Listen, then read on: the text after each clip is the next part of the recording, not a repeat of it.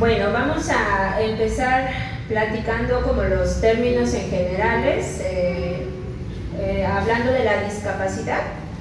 Según la OMS, la discapacidad se trata de personas, son aquellas personas que tienen ciertas deficiencias, pueden ser físicas, o sea, visibles, mentales, a nivel cognitivo, posiblemente no se vean físicamente, pero sí en pensamientos, en estructura para hablar, y bueno, también aquí entran las intelectuales o sensoriales. Todas estas son a largo plazo. ¿Qué quiere decir esto? Que no en algún momento se van a ir o van a desaparecer, van a estar siempre durante toda su vida. Y bueno, esto genera pues una alteración en la interacción, genera barreras con la sociedad y obstaculiza que ellos puedan participar activamente y efectivamente en la sociedad con las mismas igualdades de condiciones como todas las tenemos. Y bueno, vamos a platicar acerca de estos términos y vamos a empezar con tipos de aprendizaje que son importantes entenderlos, porque así como todos nosotros tenemos una forma de aprender o de entender el mundo o el contexto, también las personas con discapacidad lo tienen, a pesar de las limitaciones. Y aquí debe de estar clara una cosa, como les explicaba hace rato, las discapacidades pueden ser físicas. Entonces, un ejemplo, alguna persona que no pueda caminar, pues tiene una imposibilidad motora, más no mental, ¿no? O de igual manera, alguna persona que se puede mover con facilidad puede tener una autonomía hasta cierto grado motor, pero posiblemente a nivel intelectual esté la dificultad presente. Entonces, esto nos va a servir para ir viendo la manera en la que puede aprender cada una de ellas. Bueno, así como lo menciona aquí, tenemos el aprendizaje significativo, que quiere decir que metemos conciencia de los niños para que vayan relacionando con lo que hacen. En el caso de ellos, no nada más es hablarles por hablarles, sino que ellos asocian su tema con algo que ya hicieron. Un ejemplo podría ser la Navidad. Ellos saben que festejan la Navidad porque hay una cena, pero no saben por qué es la cena. Entonces nosotros mediante el tema ya les vamos explicando, es que en la cena nos reunimos para celebrar el nacimiento de Jesús. ¿Quién es Jesús? Jesús es el Hijo de Papá Dios. Y ya se les va haciendo a ellos un enlace de su día a día con los temas que manejamos.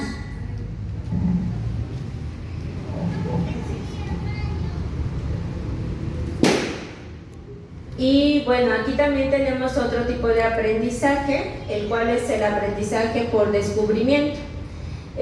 Aquí el alumno debe de reconstruir lo que va a aprender antes de aplicarlo ya a su estructura cognitiva. Un ejemplo es algo sencillo y relacionado, el persignarnos. Entonces, pueden ver que las demás personas lo hacen, incluso ellos lo tratan de hacer, pero a lo mejor lo hacen con la mano equivocada, no lo hacen en el orden que debe de ser, pero lo intentan hacer. Entonces, lo que se hace con este tipo de aprendizaje es adecuarlo a la manera correcta en lo que tiene que hacerlo, pero detrás de eso hay un significado, hay un porqué. ¿Por qué con esta mano? ¿Por qué empiezo de arriba, luego para abajo, luego a la izquierda, luego a la derecha? Entonces, hacerlo de una forma significativa, ¿vale?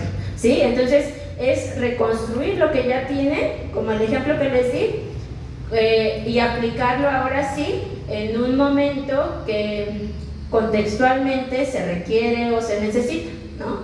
Entonces, un ejemplo puede ser ese.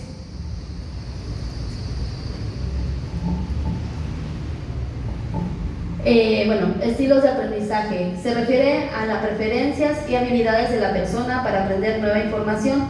Los principales estilos son visual, auditivo y kinestésico. El visual, el niño aprende mediante la vista, ¿sí? Traemos imágenes normalmente muy vistosas para ellos, para que puedan asociar colores, figuras, todo eso. El auditivo es hablarles con un lenguaje que ellos me puedan captar. No les voy a porque pues no van a entender nada. Entonces hay que moderar la voz, moderar la velocidad de la voz y hablarles de una forma en la que ellos también puedan entenderlo, ¿sí? Hablarles sobre todo con amor. Y el kinestésico, que son los niños que aprenden mediante lo que están haciendo con el cuerpo. En el caso particular, nosotras tuvimos una niña con discapacidad visual, entonces lo que hicimos fue todo su material hacerlo al tacto. Entonces ella aprendía mediante lo que era el tacto, ¿sí? Y también en cuanto a la voz, porque pues, se nos captaba el tema, ¿no? O sea, sí nos entendía esa parte.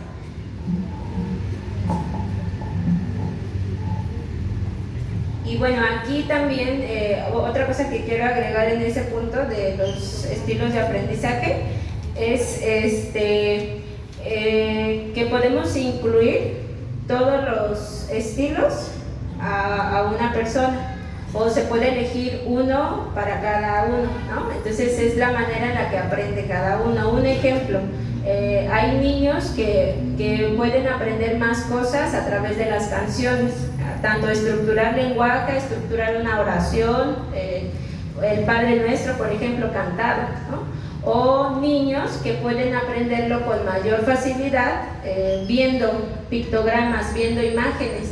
Entonces, o podemos incluir todo, ¿no? Ver la imagen, cantar, movernos.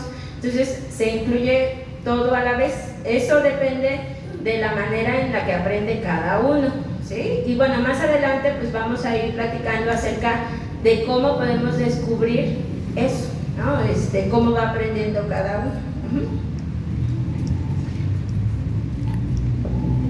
Si ustedes se dan cuenta, lo que nos explicaron Pau y Cintia es que ellos deben de conocer a los niños y algo muy importante, saber la manera en la que ellos aprenden.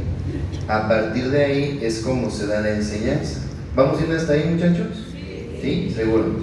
Bueno, ahorita vamos a hablar de qué dice la Madre Iglesia de las personas con discapacidad. Lamentablemente, en nuestras parroquias a veces tenemos la idea de que se trabaja diciendo al padre le gusta, al padre no le gusta, y no, debemos de tener bien clara cuál es nuestra noción de evangelización. Y ustedes, algunos son mayores que yo, la inclusión de las personas con discapacidad en los últimos años ha cambiado mucho, ¿no? Por ejemplo, mi sobrino va en la primaria, él tiene una discapacidad y ahorita en primer año entró en la primaria pública un niño con autismo. Es un pasote para la escuela, ¿no? Porque incluso las profesoras tienen otro tipo de preparación. Hace años, ¿qué pasaba? Los escondían. Yo no supe hasta que murió que tenía una vecina con discapacidad. Y le pregunté a mi mamá y me dijo, es en tu edad, nada más que nunca la secaba. Pero entonces tenemos que empezar a dar pasos, y sobre todo nosotros, en reflexionar qué es lo que Dios nos pide y qué es lo que dice la Madre Iglesia. Solo una pregunta, ¿algunos de ustedes tienen claridad en qué dice la Iglesia sobre las personas con discapacidad? No. Bueno, pongan mucha atención y estén bien atentos, porque yo nunca he escuchado que un catequista diga, no sé, lo voy a investigar. Sí he escuchado cuando se chorean a la gente y les dicen cosas bien raras, pero esténse bien atentos el día de hoy. A ver, nada más acuérdense, la voz oficial de la Iglesia, ¿cuál es? La del Papa. Y a nivel diocesano, el obispo. Ni el padre Luis Toro, ningún padrecillo chistoso de Facebook es la voz oficial de la Iglesia. Por eso ahorita vamos a ver qué enseña la Madre Iglesia. ¿Vamos bien hasta ahí? Perfecto. Entonces fíjense, Sagrada Escritura y discapacidad. Primero, porque también vienen algunas nociones en la Escritura. Fíjense, en la Sagrada Escritura siempre se habla de la inclusión de los discriminados, sobre todo en el Evangelio. ¿A quién va incluyendo Jesús? Desde las mujeres hasta aquellos que, por ejemplo, Lázaro ahora, que lo reanima y lo empieza a seguir, ¿no? Segundo, en los evangelios encontramos signos y milagros. ¿Cuál es el verdadero milagro cuando sucede una señal en el evangelio? Ojo, no es lo majestuoso de lo que hace Jesús. El verdadero milagro es cuando cura a una persona y lo sigue. Ese es el milagro, cómo Jesús va adheriendo personas a su grupo. Juan 9:13, ¿ubican esa cita bíblica? No, yo tampoco. A ver, Padre Ramón, no es cierto. A ver, en este episodio del Evangelio le preguntan a Jesús: oye Jesús, ¿quién pecó? ¿Él o sus hermanos o sus papás? ¿Ya se acordaron? Y Jesús da una respuesta bien interesante. Jesús dice: no pecó ni él ni sus hermanos. Este hermano nuestro está así para que se manifieste la gloria de Dios. Entonces, ahorita vamos a ver qué papa es el primero de hablar de discapacidad, pero de ahí va esa referencia. Más allá de ver a quién le echamos la culpa en la cuestión genética, son signos nuestros hermanos con discapacidad para que se manifieste la gloria de Dios. ¿Vamos bien hasta ahí? Son signos y no los atraemos a la iglesia. Algo estamos haciendo mal o nos está faltando algo. Y por último, en las cartas pastorales o las cartas católicas, que son las últimas de la Biblia, se habla de una integración. Es decir, la Biblia en las últimas páginas nos insiste en cómo se va formando la comunidad.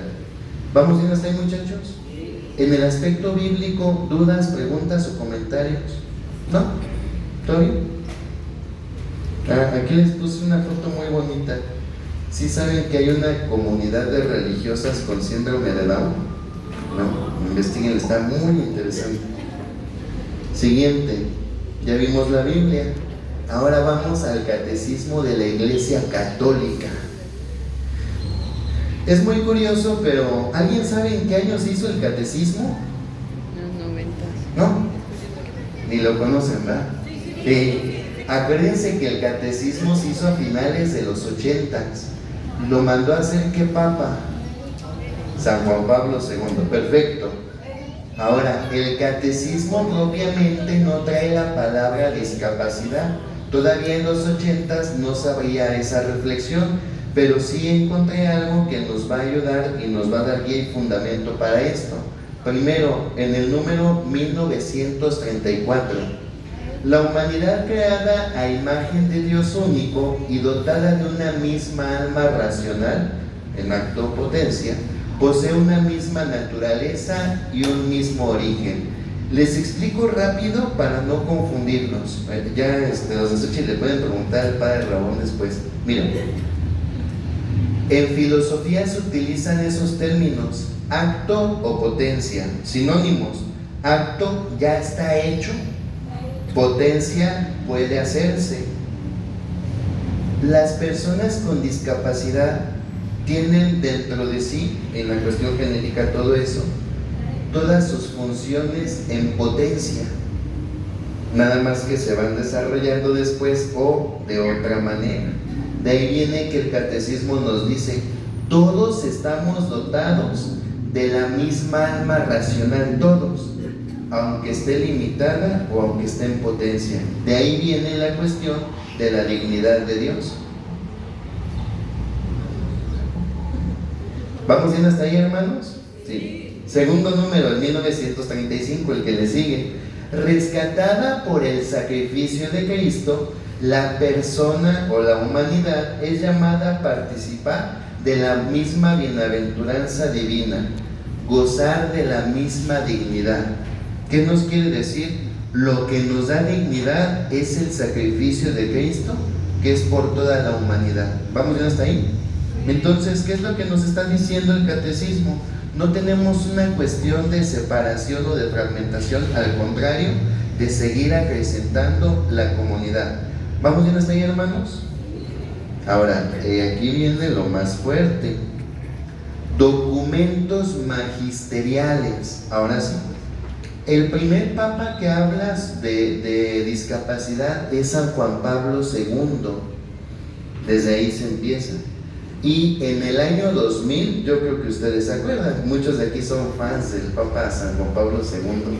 Miren, en el año 2000 hubo un jubileo para las personas con discapacidad y entonces se sacaron las primeras 4 fichas de las que habla el Papa, ¿no? Entonces aquí les puse algunos extractos. Primero, esto ya lo dice el Papa de manera formal, ya es la voz de la Iglesia, ¿eh? Primero, la persona con discapacidad tiene derechos sagrados e inalienables propios de toda criatura humana.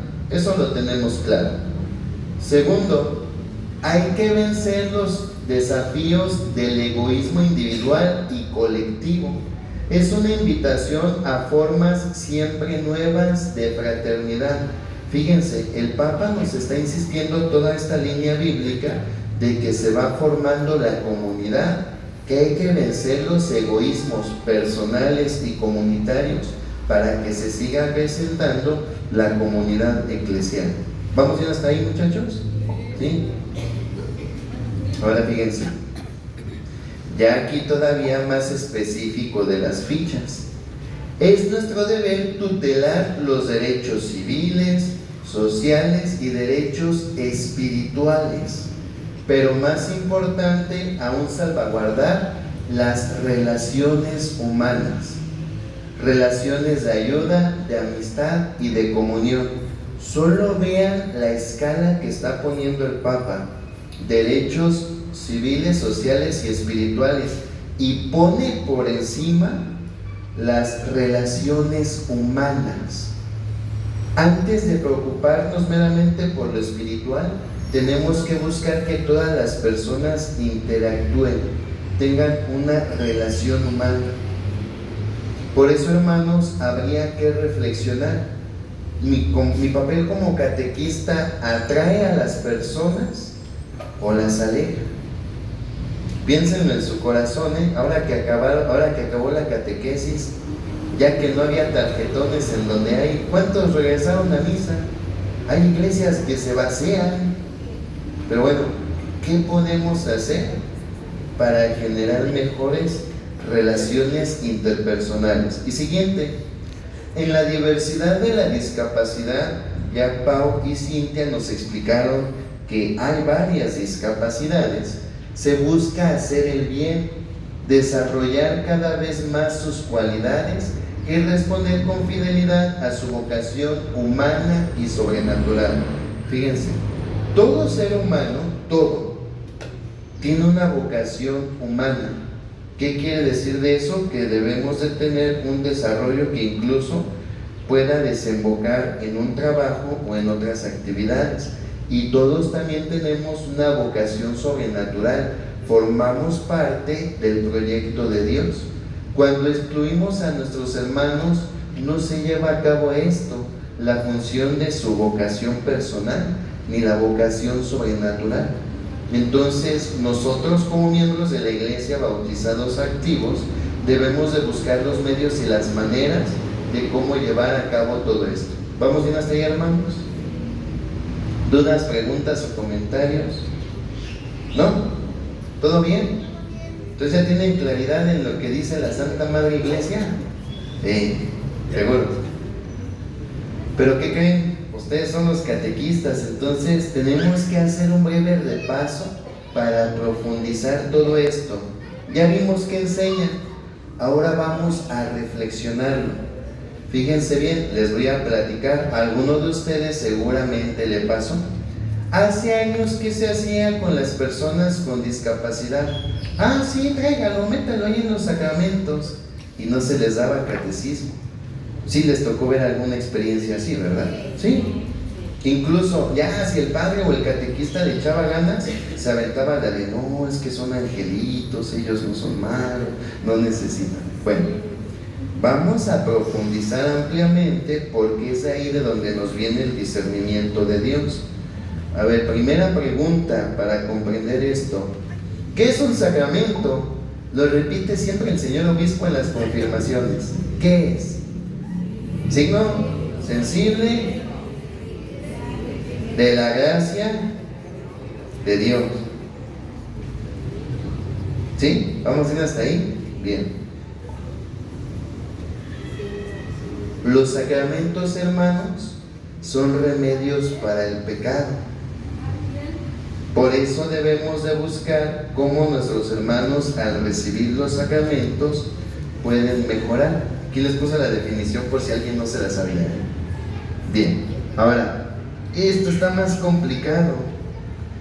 Ahí sí levanten su manita y a quien se la aprenda le vamos a dar un regalo de la tiendita. A ver. Pero levantando la mano, si empiezan a hablar, pues se pierden la oportunidad de ganar. ¿Qué facultades se utilizan para pecar?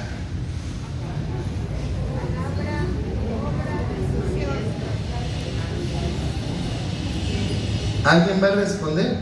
Por favor.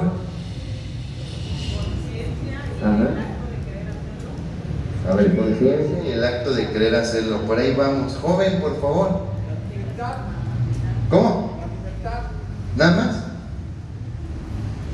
Pero ahí están facultades. La pista es que es plural. ¿No? ¿Alguien más, hermanos? Pensamiento, palabra, obra y omisión. A ver, por ahí, hermana. Pensamiento, No, eso es no. ¿Sí? Físicas y mentales. Bueno, a ver, vamos mejor a darle. Aquí, si juntamos la respuesta de nuestros hermanos, estaba correcta. Lástima que no podemos dividirles el premio. Miren, las facultades que se utilizan son la libertad, la voluntad y la inteligencia. Y eso hay que tenerlo bien claro, porque luego nada más andamos diciendo, es pecado, y ni sabemos qué cosa. A ver, libertad significa que puedes hacerlo. ¿Por qué pecaste? Porque puedes. Voluntad, quiero. El pecado tiene que ver con el querer. Inteligencia, planeo cómo pecar. Les voy a dar una segunda oportunidad de que se ganen algo de allá. Si atropello sin querer a una persona, ¿hay pecado? ¿A quién levanta la mano y da respuesta? Sí. ¿Sí? Pero si fue un accidente y yo no quería, no lo planeé y ni siquiera podía, ¿entonces es pecado? ¿Pecado venial? O sea que solamente con el yo pecador ya se me perdona. A ver, piénsenlo bien, Entonces, ¿qué le responden a los papás cuando les preguntan cosas bien potentes?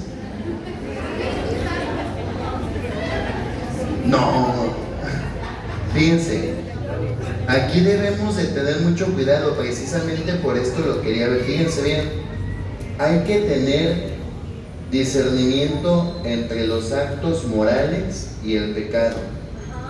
Atropellar a alguien queriendo o sin querer es un acto moralmente malo, le estoy haciendo daño, incluso es un delito, ¿estamos de acuerdo?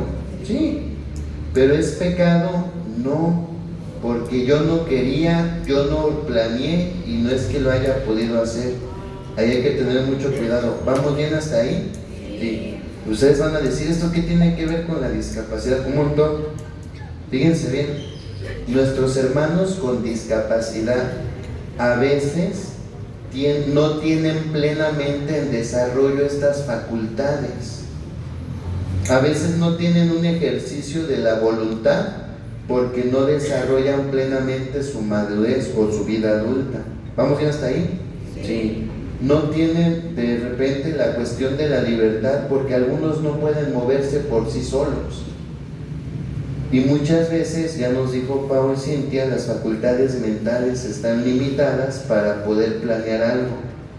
En los actos que hacen nuestros hermanos con discapacidad, pensando en una limitación de estas, ¿hay pecado? No. ¿Vamos bien hasta ahí? ¿Sí se entiende? Si no, se los repito, pero no vayan a andar diciendo cosas que yo no dije. ¿Alguien tiene alguna duda de esto?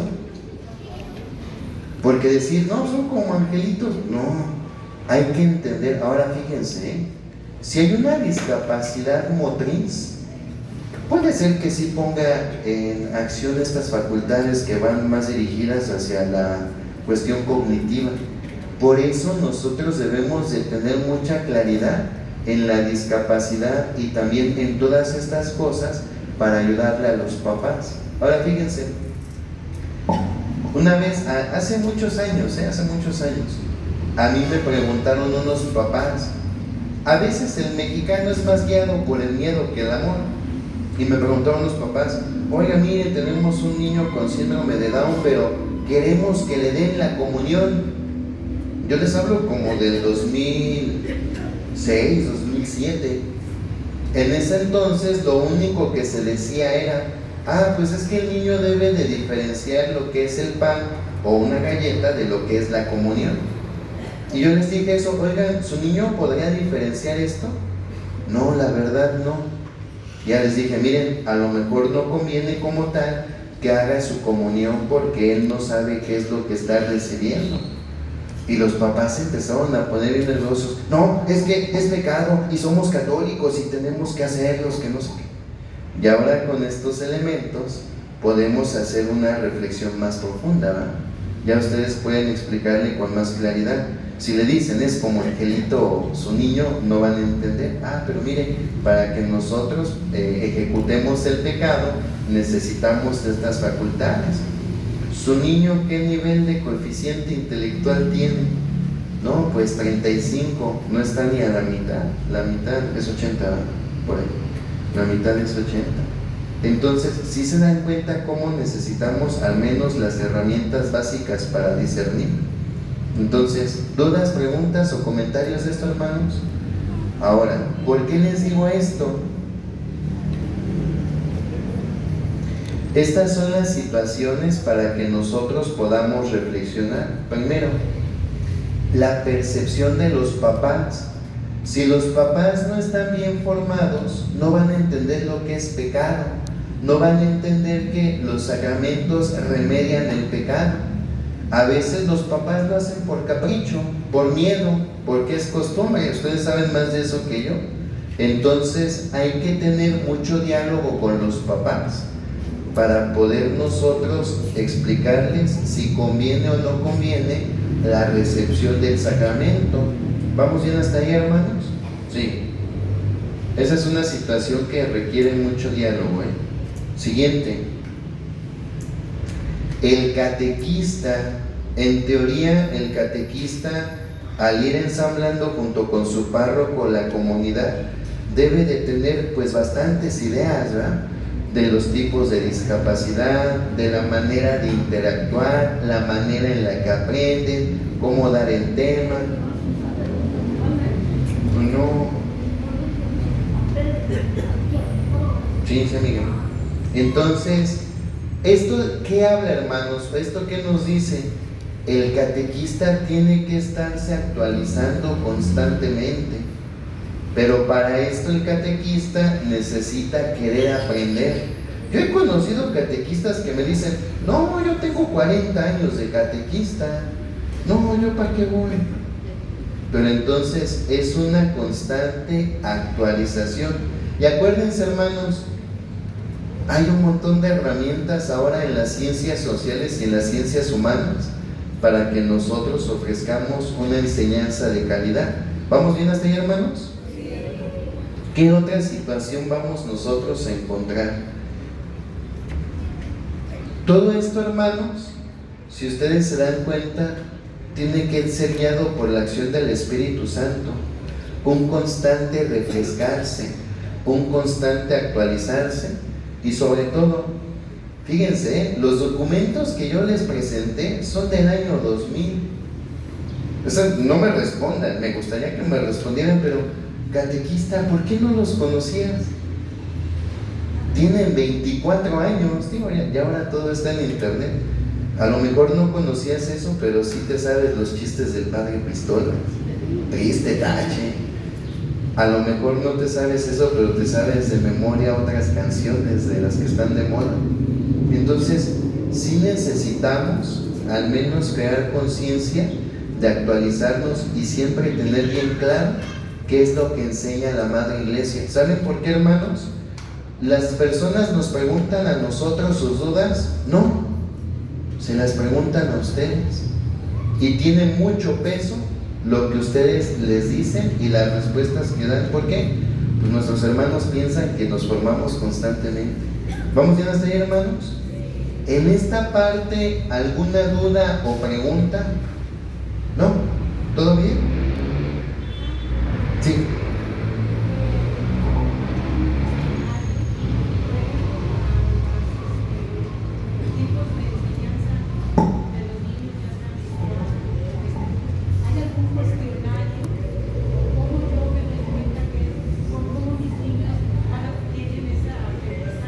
Sí. Al final, en la siguiente parte, ahorita vamos a pasar a otra cosa, pero ya en la última parte, penúltima parte, les van a explicar cómo se hacen esos diagnósticos, porque si tienen un sesgo profesional. ¿Va a quedar? Sí.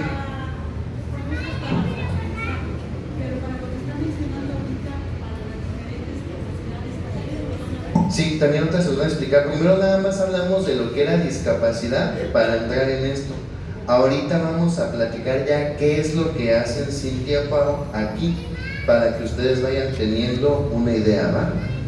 ¿Alguien más, hermanos? ¿Dudas, preguntas, comentarios? Miren, les voy a platicar. A mí el señor obispo me pidió que fuera a dar clases a un colegio. Yo voy a ir para entretenerme un rato. Y cada grupo tiene una orientadora. Yo soy bien preguntón, Y un día se me ocurrió preguntarle a la coordinadora, oiga, ¿tiene alguna lógica el cómo hacen los grupos? ¿O los revuelven? Porque yo quería tratar de entender la estructura, ¿no? Y me explicó, sí, este año son 3 grupos porque tenemos 3 maneras en las que aprenden los alumnos. Cada grupo estaba armado por la manera en la que aprendían.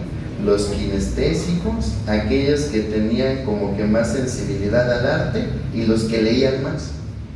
Y entonces los profesores tenían que adecuar su clase para que ellos pudieran aprender y desarrollar su potencial lo máximo posible. No sé si en algún momento ustedes se habían puesto a pensar, estos niños del catecismo, ¿cómo aprenden? Nada más llegaban a darles hojitas para iluminar. No, pero esto nos debe de ayudar un poquito a ser más observadores. ¿Por qué ese niño se distrae y se va? Pasa algo. ¿Por qué ese niño se duerme? ¿O por qué ese niño está brincando ahí, no? Y ya nos va a ayudar un poquito a tener una visión más amplia.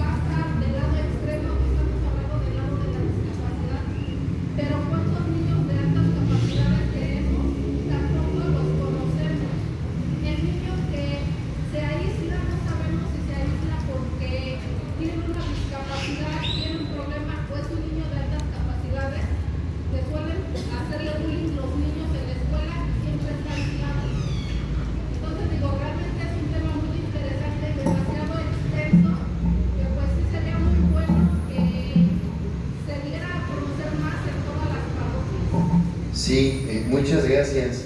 Sí, por ejemplo, dentro de los aprendizajes, así como hoy ahora se notan más niños o personas con discapacidad, ya empieza a haber más niños superdotados, que la escuela les queda chica. Por ejemplo, una cuestión bien básica, ¿no? Allá al colegio llegó un niño que no podía estarse en paz. Y en serio, yo alguien preguntó, me llamaba tanto la atención qué iban a hacer con el niño. El niño no tiene silla, tiene un escritorio alto. Que se mueve todo lo que quiere y está atrás y no distrae. Santa solución. Pero a veces, todo esto, hermanos, es de querer ver la amplitud de lo que es el ser humano. A veces nos limitamos mucho. Pero yo lo que quiero con esto es que ustedes vean otra parte de la humanidad y también cómo puede recaer ahí la gracia de Dios. Bueno, ¿alguien quiere comentar algo más o pregunta? ¿O pasamos a lo siguiente? O me van a decir como luego me dicen, no, ya sabemos, padre.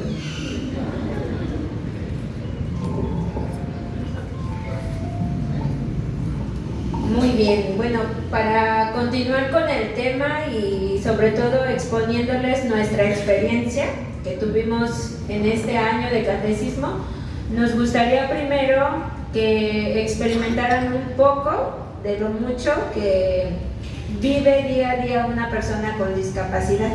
Entonces vamos a hacer en total 4 grupos, porque va a haber 4 discapacidades que generalmente pues asistieron a catecismo. Una fue la discapacidad intelectual o cognitiva, la otra fue la discapacidad motora, una más fue la discapacidad visual, tuvimos una niña con ceguera, y la otra va a ser la discapacidad auditiva, ¿sí? Entonces también uno de las personas que asistió no tenía audición de un oído.